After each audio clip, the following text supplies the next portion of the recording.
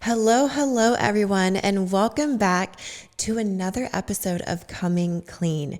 If you're watching the YouTube, you already see that we have a very special guest on the show today, and I'm not getting paid to say special. Just kidding. I wish I was, but that can mean a lot of different things. But look who is joining me on today's episode. None other than my baby daddy.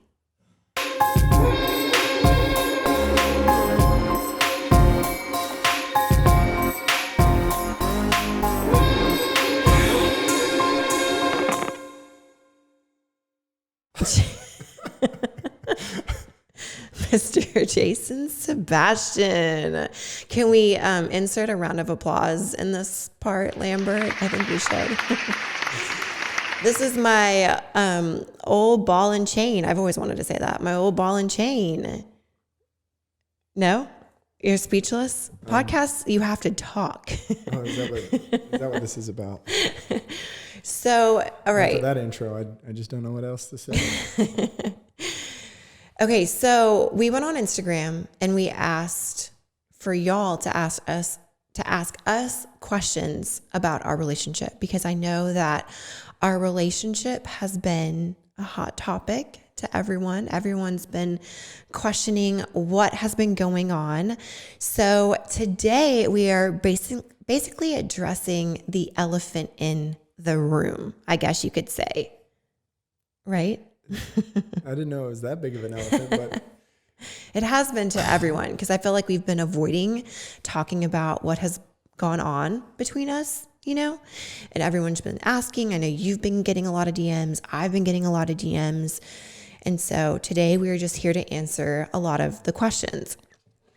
And I recently made a post on social media, and I wanted to kind of read what the post was. Maybe Lambert can attach the post picture to the YouTube video, just in case you haven't seen it. But I wanted to read the caption on the picture, because that kind of gets into what this episode is about. So I'm going to read the post. So there's a picture of Jason and I, happy, smiling, taking a photo on social media. And I put, posts like this populate social media, and it paints a picture about the glory of love and having the perfect home life. I wrote, it seems that our status depends on our success at things like finding a partner, buying a home, and having a bunch of kids. So what do? We date, we find our human, and then, we fall in love. The butterflies, the hand holding in public, the first kiss, our heart beating every time that person texts us on our cell phone. And then there's marriage and the baby carriage. But, as time passes and reality sets in, that you're stuck with this person forever? What's reality? People change, love changes, and couples change. There's bills, life, work, finances, moving, emotional problems, traumatic events. There's skeletons in the closet. All of these things can all affect your relationship. I know that a lot of us probably already know, but the honeymoon phase, unfortunately, doesn't last forever. And even the healthiest of relationships go through their tough times. But the key is to not let it break your bond. Every single day, you both make deposits and withdrawals in your emotional bank accounts. So, with that being said, today we wanted to dive into the reality of real relationships versus social media relationships, because what we see on social media isn't always real, and real relationships are work. We also are going to address some of the questions that we saw through the months when we were personally working out our relationship offline, and also give you advice as to what has truly helped us. Again, our relationship is definitely far from perfect, but I think we can both agree that our goal is to continue to always work together and to keep moving forward. So, first and foremost, I want to say thank you, Jason, for coming on and coming clean. Hello. This is what I love, having a microphone just shoved in my face. I know Jason very is comfortable in these situations. The opposite of comfortable. He has a glass of whiskey right here because this is apple juice. He needs to it's just strong apple juice. Drink through the nerves, apparently. You're actually really good at this. I haven't been in the room for one of these, but Thank you. I figured that this took you like 100 takes. No, it doesn't at all. That was one. I was like, oh, I'm going to have some time to think about this. But here we are. Okay. So to just kind of jump right into it, we're just going to jump into the questions. All right. Are you ready to answer some of the questions that everyone else sent in for us to answer? I don't really have a choice. So. That's a yes. That's a yes. Okay. So without any further ado, let's get started. So the first question, and this is the question that I feel like was most asked on Instagram, YouTube. I mean, it was everywhere. You could not escape it. And the $1 million question is, did we break up? To follow that question is like, why were you MIA from my social media for months? Okay, to answer the first question, no, we did not break up. Never came close to that. I don't think. Well, maybe. I don't know. Depends who you ask, I guess. MIA, yes, in a sense. I had one of my business ventures that required my full-time attention. It was not here locally. So I had to, for the better of the business, go on and take a full-time operational role in that business. And it took me away for 4 months in a different state, remote area. And I wasn't here. And some unfortunate events happened with Presley. She got super sick. And, on top of everything else that Paige does, it fell on her to take care of her. And that was a really hard time on not only them, but our relationship, because, there's a lot of resentment, me being away. And, that was me MIA. I'm back now. But I guess that kind of explains the MIA, would you say? I guess so. I guess there's always two sides to a story when it comes to relationships in every story. But my side of the story would be, I think we were not doing great. I didn't say that we were. But okay. And this opportunity came to him, and we felt that it was probably a good idea for us to spend some time apart because, he was going to be in a different state. And so that's what happened. But yes, Presley did get sick in those months or whatever. And I mean, it was definitely for me a struggle because I was at home taking care of like the home life, the kid, the business. And then he was taking care of his own business. So, but yes, you are back. Yeah, to touch a little more on that, it's not easy to spend every waking hour together. I mean, we eat, sleep, work out, raise a daughter together. I mean, everything we do is together all the time. So finding alone time, finding time apart to reflect, to work on yourself, to do whatever is not always there.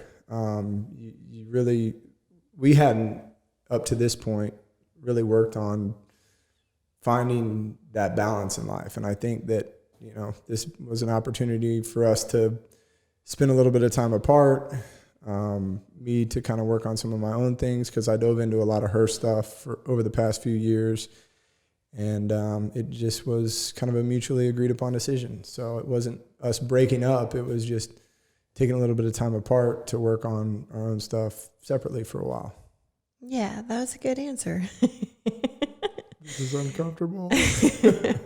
No, it was exactly what was needed. It was, I don't know, you could call it a God thing, a universe thing, whatever it is that you believe in, but it came at the most perfect time, because I think we were both kind of questioning where our relationship was going, because we were struggling, to be honest, because of the fact, like Jason said, we live together. We work inside the home together. We work out together. We do all of life together.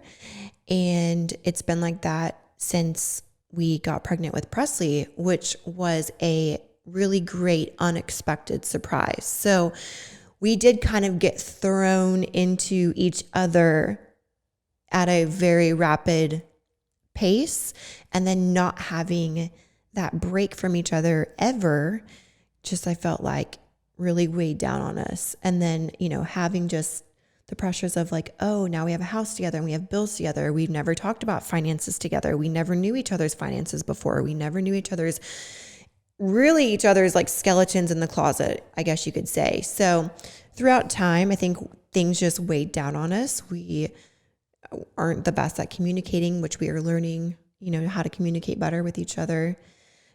So yeah, it was a lot of things, but I think it was something that was at the most perfect time when we were both trying to figure out what to do, just spend some time apart.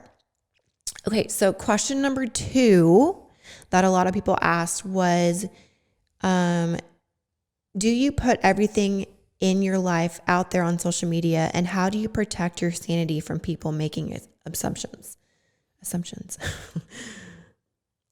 We definitely don't put everything in our life on social media.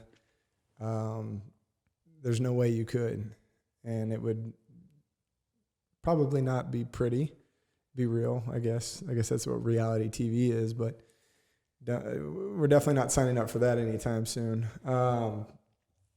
Yeah, I don't know. I think probably it's better to answer this. I think it is a tricky line, because for the last decade, I've put my whole life on social media.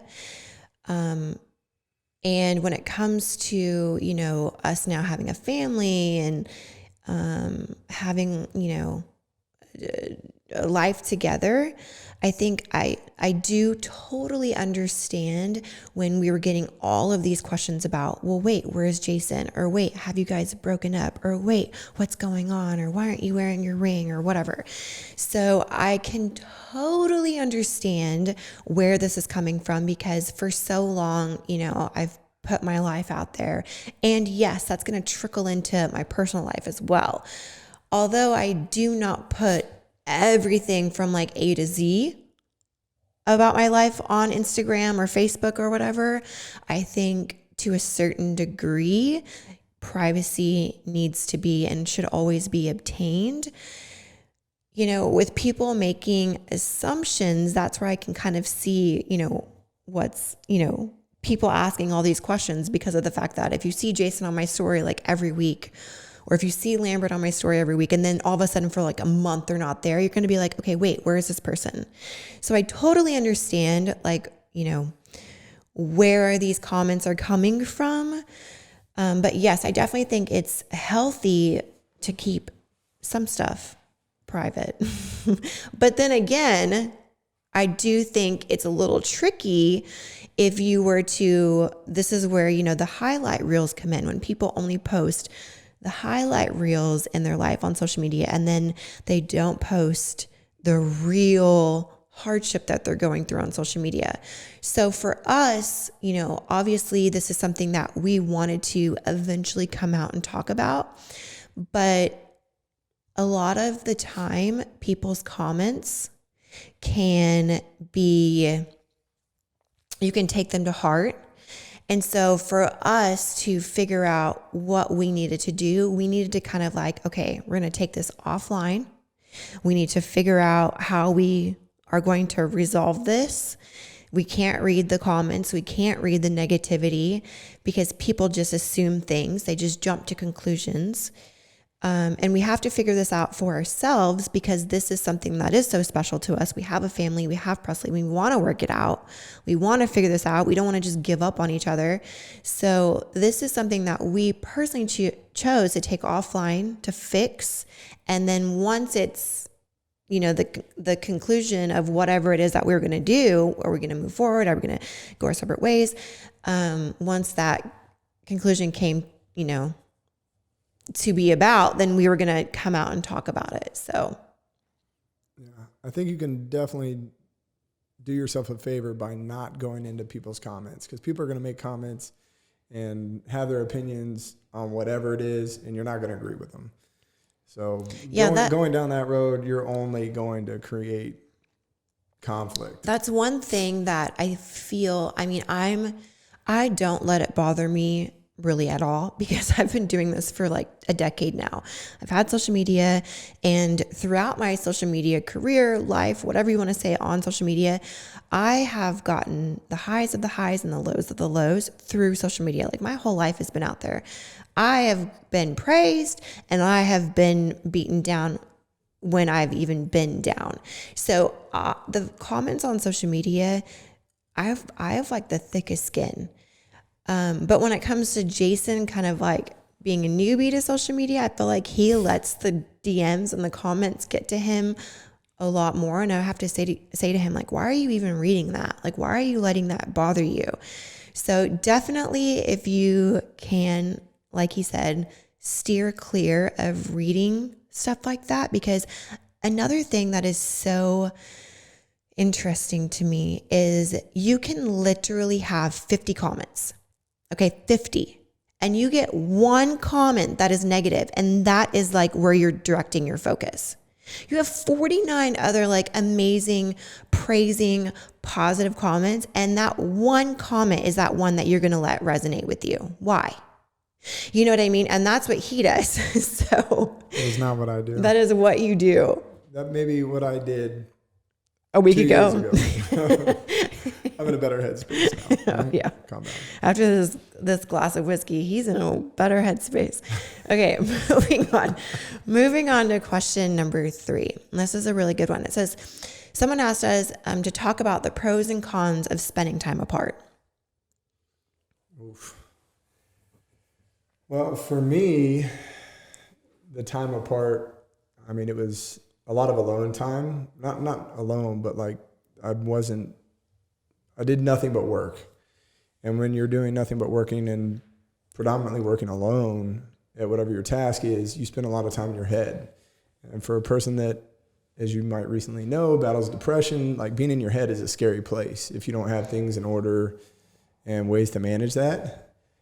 And it was kind of an eye-opening experience for me in that first month or two, not having like a support system, not having, you know, my family around me. I dove into kind of my thoughts, and, you know, that's not great when you don't have it under control. And it kind of forced me to do something about my mental health, which you've seen over the past couple weeks, months that I've talked about. But for that, it was great. I hated being apart from my family, and I felt like I was always missing something, especially when she's this young. You know, that was hard, but I am thankful for that time apart because it did make me focus on some of the things that I wasn't focusing on when I was here. Are you about to cry? I don't know. It's emotional. This is hard. And you're putting yourself like out there therapy. It is like therapy. Oh, and I hate therapy. Anyway, Jason's a good, very though. emotional person. I'm high on the emotional scale. But anyways, it made me do something about my mental health, which, you know, needed to happen. And now I feel like I'm in a much better headspace. But, you know, without having that time apart and having that time to get into my head and my feelings or whatever it is, you know, I probably wouldn't have made the changes that I did that have put me where I am today. So. Yeah, no, that's good.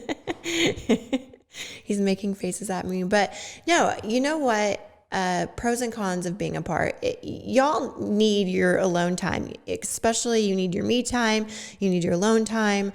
And most people, you know, if you go to work, you come home and then you can like talk about your day, talk about what's going on at work, talk about whatever you want to talk about. You have things to talk about. Well, Jason and I are with each other 24/7. Like, we don't go to work. We're at work together. So we have nothing to ask each other about except for like work stuff. So then like when we go to dinner or whatever on a date, it's like, oh, guess what happened today? Like, we don't have that because we already know what's happening with each other all the time. Like, so having that space for even like a conversational piece to even miss each other, you know, like it's exciting to come home to see someone for a little while, you know, that you haven't seen all day. So it's so important to have that space. And if you don't have that space, if you're like us and you do work from home, then maybe it's like creating an office, or maybe one of you goes to a coffee shop and works that day or something. Like, there needs to be some sort of time apart where you can talk about things other than the immediate work. You know what I mean? I feel like that's what our conversations were all the time. And sometimes I'd be like, oh my gosh, I just don't want to talk about work right now. But really we'd have nothing else to talk about because like we already know what's going on in each other's lives all the time. So him going away, we got to FaceTime each other and talk to each other on the phone. And it reminded me personally of like when we first met. He was living in Colorado, I was living in California, and we would talk on the phone. Not when we first met, but when we rekindled, yes.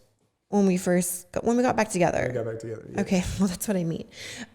When we got back together, we would have that time to like talk about each other's day and, you know, get to really miss each other. So, and it was really exciting to like pick him up from the airport when he got back. And we haven't had that excitement in a really long time because we're together 24/7 for the past 2 years. We have been tied to each other, like glued at the hip. Yeah, there's definitely power in missing someone, if that makes sense. Like when you're not together, you start longing for that person, and it just makes like your interactions more meaningful and you value the time more. Because if not, I mean, you start to take advantage and take for granted that you're always together. Like, oh, okay, I see her in a minute. I'll come around the corner and be like, oh, you again. Gosh, I can't get away from you. Okay, so the next question. Okay, brace yourself for this one. And we kind of answered it already, but this is a really good question to kind of dive into. But how hard is it to eat, sleep, breathe, work together, live together, have Presley together, like 24/7? And how would you manage that? Like, I kind of answer that more so, but I want to know how you feel like you would manage that, or, you know, so we have like more time apart or whatever. Yeah, I think you have to create that time apart, whether it's having your girls' nights or golfing with the guys. Okay, you do that all the time. When's the last time I had a girls' night? I don't know. When's the last time I golfed? You golfed like last week, like for 5 days in a row. Not with my friends. That doesn't count. What? Who cares? Anyways, but you know, I want to do something by myself for 5 days in a row for like 6 hours. I mean, I was still with you at night. At night. But anyways, you get I what I'm swear, saying. first I want to say this for anyone listening or watching. If you have a guy that plays golf, I swear that they probably don't even like golf. They're just there because golf takes forever. That is their excuse for not being with you all day. I actually enjoy golf. I have friends, I won't mention any names, you know who you are, that strictly use that as a way to get away from their wife and kids, but that's not me. I actually enjoy it. Okay, yeah, you do, but it is like a really long thing. I don't do anything that takes that long of time. Yeah, except like your hair or your lashes or... But that is like a necessity, not like a hobby. Anyways. I don't get my hair done for like fun. But back to okay. what the question was. I think you have to find space. I think you have to find that time apart where you're coming home. You're like, oh, I haven't been around you all day. You know what? Fill me in. Like, I'm excited to be back with you. Like, I've been missing you. Like, if you're together all the time, you don't miss each other. True. Amen. Something powerful in that. Someone asked, who is typically the first one to apologize? Oh. I'd love to hear your answer on this. I mean, we both know who this is, but what? We're both hyper competitive people. Like, we don't like to lose. We don't like to admit defeat. We don't like to cave in. Like, we're just have very strong personalities. And that's what you're doing by apologizing. You're admitting like you're at fault, you're wrong. But I've recently realized, probably not even recently, it's been recently. A little while. It's probably recently. That, you know, I'm always the first to apologize now. What? Yeah, absolutely. Because okay, no. It's hold on, let me explain. No, let me just say something really fast. Today. At the gym. Today at example. What? Go ahead. You're gonna confirm my point here, but no, today at the gym, he was the first to apologize, but he apologized and said something that I did wrong.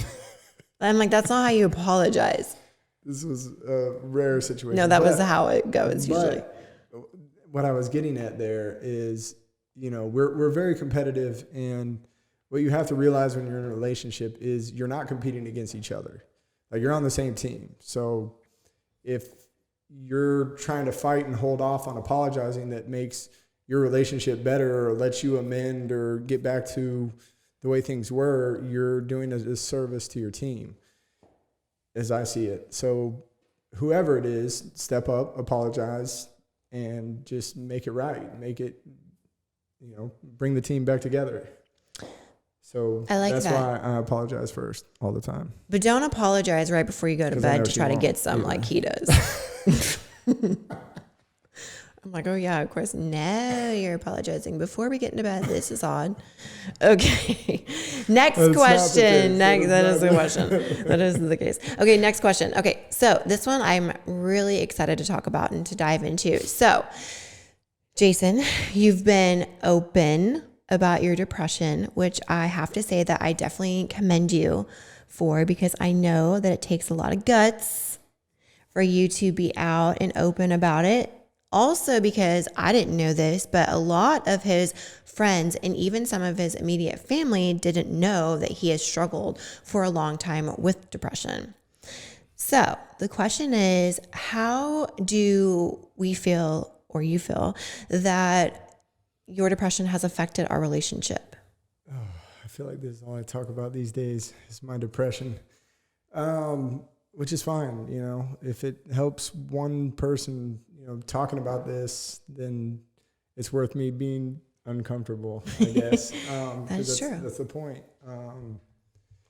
But yeah, no, first off, depression is something that you shouldn't and can't fight alone. Like, you have to, you know, dive into this in whatever the relationship is, whether it's your family, your friends, your significant other, whatever it is. Like, you need a team behind you. Like, it's it's tough. Are you gonna get emotional? I'm just saying that to try to make you laugh, so that you don't get emotional. No. It's just, you know, it's a battle. You can cry. It's okay. I'm not gonna. I'm just trying to think of, I got a little thrown off there. No, you know what? I don't have depression, so I don't understand depression. And for a really long time, I didn't understand his depression. And you know what? I still sometimes don't understand his depression because it's so up and down. Like I feel like you can't explain it. One day he's like in a great mood, and the next day it's like, oh my gosh, who is this person? Like, but yeah, that's kind of the battle of, you know, being in a relationship with someone that is depressed. I mean, you have to deal with it. Like you have to, like it's almost equally as hard for someone that is in the relationship with the person that's depressed because they have to deal with them every day. They have to deal with an unknown. They have you're preaching to the choir. Well, I'm commending you because you're doing it well. And anyways, it's you know, it's hard. There's no way to sugarcoat it, but I think also though that having this relationship and having this to like fall back on, like it's, you know, coming clean about my depression to her. You know, see what I did there? It gave me a team and a support system to work on managing the things that I can control to help manage my depression, and it's changed my life. Like, you know, my changes over the last 3 months, like I couldn't have done alone. So. Oh. Do you need a kiss right now? As Presley would do. No, but yeah, I think that's important. I think it's having that relationship has affected my depression in a way. In a good way? In a good way. Yeah. Okay. So you ask if the depression has affected our relationship, which it has, but our relationship has also affected my depression. So. Oh yeah. See, it's kind of crazy to me. And the thing that I never really understood about his depression is when we first rekindled our relationship, you know, years ago, I did not know he had depression because he was just this like extremely happy, bubbly person. Like That's how everyone knows me. I did not know he had depression. And then once we got pregnant, I guess his depression, I don't know, just like somehow revved back up. I don't know how that works. But I was probably like 5 months pregnant. And then like all of a sudden he has depression again or something. I don't know. So then from that moment on, we have struggled with his depression. Well, yeah, I mean, people that are depressed, like they find ways to cope with it. And like I'm a master of compartmentalizing and masking my emotions, not talking about them. Like I love not talking about things, as you know. Yeah, I know. But I mean, I've always been the happy-go-lucky, like super outgoing. Like you would never know. Like most of my friends don't know. No, like no one knows. Like because I can put on a front. Like it's a show, but it's exhausting. And you know, when you're with someone all the time, like you can't put on that show all day, every day. And then the truth came out, and I was like, but yeah, I mean, no, you know what? I'm very proud of you for, I guess, facing your depression, because I think for a really long time, again, you say that you've masked it. You've just kind of like put it under the rug, and you haven't really faced it or try to do something about it or talk about it or whatever. So I think that this is a very positive step in your self improvement of like your depression and who you are. And it's also obviously helped our relationship for me to not only understand your depression, you know what I mean? But for you to also like do something about your depression because of how, you know, the hormonal imbalance, which could be one of the causes of your depression, you know? So you're actually like taking a step to try to like do something about it, which I feel like is so important. Well, yeah. And it's put me in like a better headspace to then now I'm not having to battle this all the time. Like I can focus on this, like you and I, our relationship, making that better and making it great again. Okay. So that was a really good answer. But the next question is, How do we keep the spark going? Should we like play some music here? Some like sexy music? What kind of answer do you want me to give you? You want me to give you the nitty-gritty? Oh, wow. Okay. How do we keep the spark alive? Well, that's something we struggled with for a while. I think we both got kind of lost in just the day-to-day. We had a daughter, and we did lose that spark. Kind of, I think that's kind of what created the situation that we were in months back. But now, I mean, first off, I'm going to throw him a curveball right now because he did. No, you've looked at all these questions, but this is a curveball because this is something that I actually want to know. Oh no. And the crowd goes, ooh, what's she going to say? So Jason actually told me that he like kind of lost his spark for me, like after I had Presley. So what does that mean? Hold on. And how did you get that back? Can I clarify? I think this is the next question, actually. No, this is the question. No. I think this falls into the next one. No, it doesn't. Though. But anyway, I wouldn't say that I lost the spark for you. Let's. You said that. Let's taper that a little bit. But I would say that I got lost in a new affection and a new love for my daughter, our daughter. Like, many people know that I'm a very big animal person. I fall in love with animals, and like if you've seen me with an animal, you could imagine what I'm like with a son or a daughter. And then I got a daughter, and I was like, oh my gosh. Wish I had a son, but I have a daughter. No, another topic. Anyways. But I mean, you just become infatuated. Like it's like overwhelming the amount of love that you have for this child. And you get lost in it. You get lost in giving that new being like all of you, like all of your love. And you neglect, the person that made this possible, the person that went through like all of this to bring you this child, that endured and sacrificed and carried the child, birthed the child, like sacrificed her body, potentially her career. We didn't know. And you just neglect that because you're just so wrapped up in this, and you don't show or feel, what you might have for your partner before. So I think that that's when you say that I lost the spark for you, it's not that I lost the spark. It's that it got masked or neglected and ignored by my love for her. And I came to realize that. I told you that. I apologized.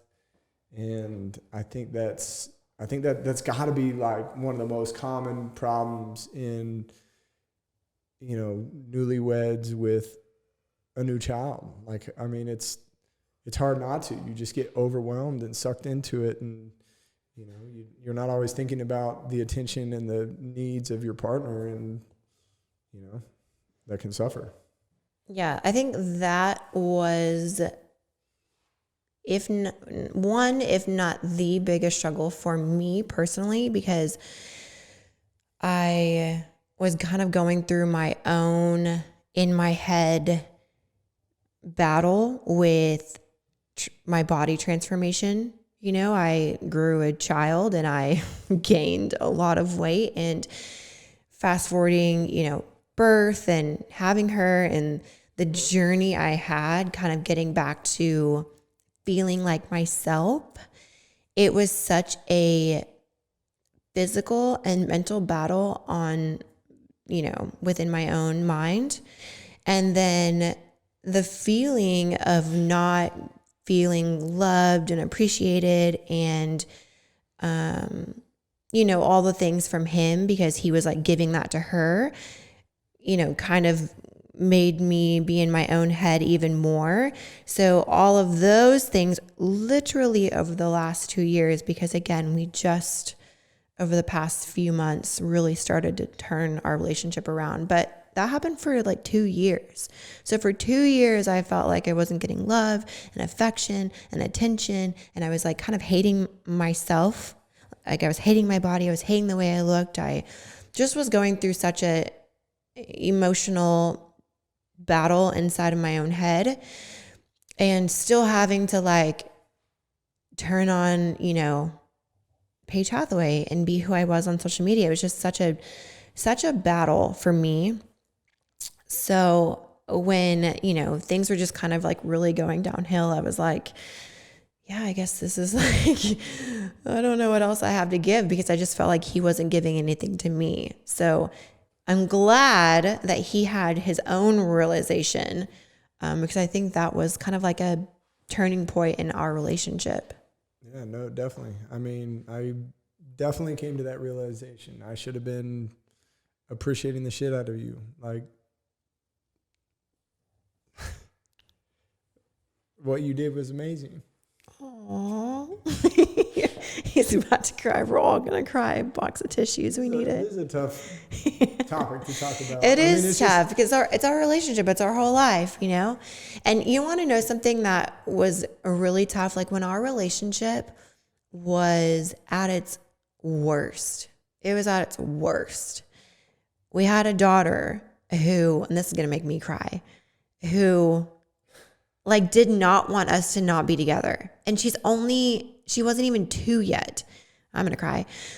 But she really did. Like honestly, she's the one that held our relationship together, which sounds so crazy. Like I'm not even kidding. Like she never saw us hug, never saw us kiss, never saw us hold hands ever. Cause we never, ever, ever did that. And she would put our hands together for us to hold our hands. Like, remember when we were on the golf cart and she put our hands together and made us hold hands when we like hated each other? We didn't hate each other. We didn't hate each other, but we weren't great. Be honest, it was a lot rocky. But she really like, I feel like held our relationship together, which is like so crazy because she was like also year the reason old. That we kind of went in other ways too. True. She divided and brought us back together. Because I mean, before like we were perfect. Before she was in the picture. It was the newlywed stage. What are you talking about? This is before I knew you had depression. Eventually that was gonna anything about like. Eventually that was gonna come out, and we were probably gonna have issues. So it's not really her. No, it's not her. All right, you can edit all that out. Anyways. No, you can leave that in there. No, okay, let's move on to the next question. So the next question is, I mean, this is a good question. It's do you get jealous of me? Do you get jealous of Paige? Jealous? No. I mean, I'm super proud. I'm super grateful, but never jealous. I think jealous is a bad term. Yeah. First off, I just want to say that Jason just never even gets jealous, period. Like if I wanted to try to make him jealous, he probably wouldn't even get jealous. Like he's just not a jealous person. I'm not, but at the same, I mean, you probably could, but no, jealous. For me to be jealous of her would be silly. I mean, like I said, we're a team. I'm super proud, beyond proud. You're gonna cry again? No, I'm just trying to think of a way to put this in words. I like, and super proud. We're a team. That is yeah, you can't be jealous of your teammate. That's true. Shake and bake, baby. Okay, number 10. Number 10, that's the last question, is how was couples therapy? Because we were open about couples therapy. So how was couple therapy? And did you feel like it helped? Did you feel like it was going to break you? How did you feel about it? So, I battled depression all my life. I've been in therapy all my life. As a young individual, I hated therapy. I just couldn't stand it. I don't know if it just made me feel weak, that I was having to go talk to somebody about issues, or that I felt inferior. I don't know what it was, but I always hated therapy. But having that person that makes you have those uncomfortable conversations and that can mediate and that can try and help you to see another side. Like if you're both strong-willed, strong-minded, and like, oh no, I don't even want to hear what you have to say. I can't see how you're right. No way. But having someone in the room to mediate and, you know, kind of talk you through like, oh, maybe, you know, you should see it from this point of view. And, you know, like I always tell her, like I could tell her something 100 times. And then the second she hears that same thing from someone else, she's like, oh, that's a great idea. Like, I've been telling you that. I haven't been. Anyway, it's No, kind of that's you. It's probably probably both ways. But that's the same way when you have a therapist, which seems, I don't know, still feels weak to say you have a therapist. No, I don't feel like a therapist is a weak thing at all. To be honest, I think it's like one of the best things that you can ever do, whether you have a rocky relationship or not, because if you were to go talk to your friends or your family, they're most likely going to give you like a biased like outlook. Or tell you what you want to hear. That's what I mean. For sure. So a therapist is going to give you a real and raw, no side of the situation type of answer. You know what I mean? Like they're going to give you like better advice than like, I feel like your friends or your family. Yeah. I feel like our therapists like definitely helped us come up with like more creative ideas to like, you know, keep the spark alive and to communicate or, you know, stuff like that. So I think it's a good thing. Okay. Well, we honestly never thought that we'd be answering questions about our relationship on a podcast. You know, I don't know. But you know what? We really wanted to share like our experiences because we did get so many questions and we didn't want to leave people, you know, kind of like in the dark because we have just been so open about our relationship on social media. So I hope this answers the questions that y'all have. And this kind of leads us into today's 5 things. Before you go into that, I think it's important that people see this from public figures, her, not me, that like what you see on Instagram is not reality. Like people can make Instagram whatever they want it to be. Like you can only show the highlights, like she said. So when you start comparing yourself to that every day, like my relationship's not like that. Oh, we don't look happy like that all the time. Like that's like defeating. Like Instagram is terrible for that. So I don't know. It's important for people to like be real. I agree with you because I've even done that. You know, I see people on social media because I know that our relationship isn't perfect. And then I see perfect relationships on social media and I'm like, oh, well, I wish my Jason would buy me flowers randomly. Or make a picnic in the park for me. But again, people only post their highlight reels. You don't know what's going on behind closed doors. And that's why sometimes when you see people break up on social media and you're like, what? They broke up, but they were so perfect. Apparently they weren't so perfect, you know? Well, they just weren't real with you. Right. So that's what we're trying to do. We're trying to show you real relationships because that's what, I mean, we have, and real relationships are work. Yes, but it's so rewarding too. It's so rewarding. It's work, but it's so rewarding. Yeah. You just got to realize or make the determination if what you have, what you've put all this time and energy into is worth fighting for forever. Make that forever. I know. Make that decision, and if that decision is yes, then never look back. Yeah, and another thing too is I also feel that people give up on people too easy. You know, they have the grass is greener mentality. When my outlook personally is, if you had that spark and that like thing that got you in that relationship to begin with, it might be something to like fight for a little bit. So instead of just like finding your exit and assuming the grass is greener, because trust me, it is not, fight for it a little bit before you give up. Water that shit. Water that shit. Although we don't water our plants and they like die every week. But all right, we're moving into the 5 things. Not going to blame anyone there. But moving into the 5 things.